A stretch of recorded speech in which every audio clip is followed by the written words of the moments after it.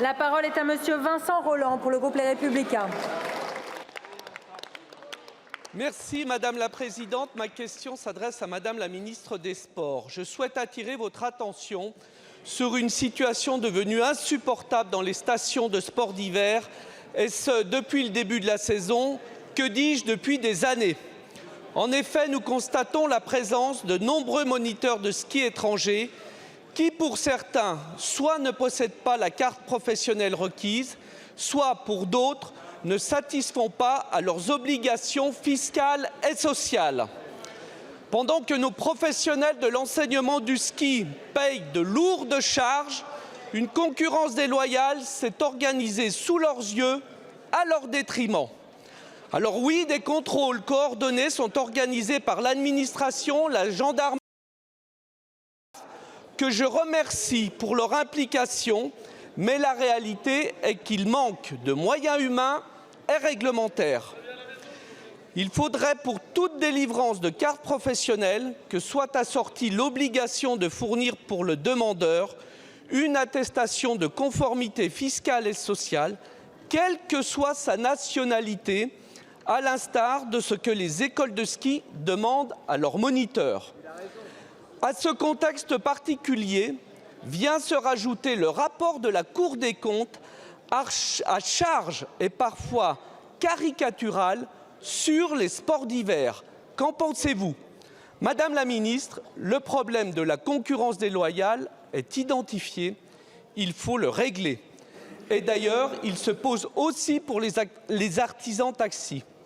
Il est du rôle de l'État que de protéger l'activité de nos compatriotes. Je vous remercie.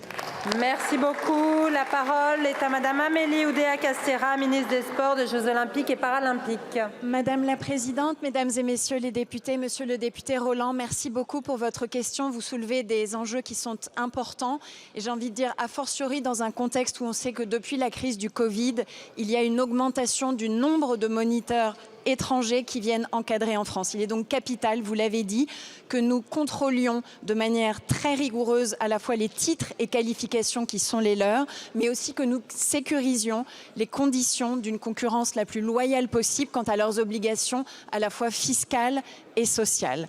Vous évoquez les moyens, nous les renforçons. C'est le sens de la création au 1er septembre dernier du service national des métiers de l'encadrement du ski et de l'alpinisme que j'ai chargé de cette mission de coordination de nos inspections, de l'évaluation aussi sur toutes ces questions. Et je précise que pas plus tard que hier, à Courchevel, un contrôle interservice d'ampleur a été diligenté exactement sur ces questions. Notre vigilance ne baissera pas d'un iota sur ces enjeux qui sont absolument majeurs et j'avais l'opportunité de m'en entretenir récemment avec le président du syndicat national des moniteurs de ski français. Nous croyons dans l'avenir des sports d'hiver. Vous le savez, c'est le sens d'ailleurs de la candidature de la France aux Jeux Olympiques et Paralympiques d'hiver de 2030. Comme l'ensemble de ce gouvernement, avec les administrations, est ultra mobilisé pour sécuriser partout et tout le temps le caractère à la fois loyal et efficace de nos activités tant économiques que commerciales. Je vous remercie. Madame la Ministre, Monsieur Rolland. Oui, merci Madame la Présidente. Nous sommes évidemment d'accord pour une concurrence à une seule condition, c'est qu'elle soit loyale. C'est ce à quoi il faut veiller absolument. Je vous remercie. Je vous remercie. La parole est à Monsieur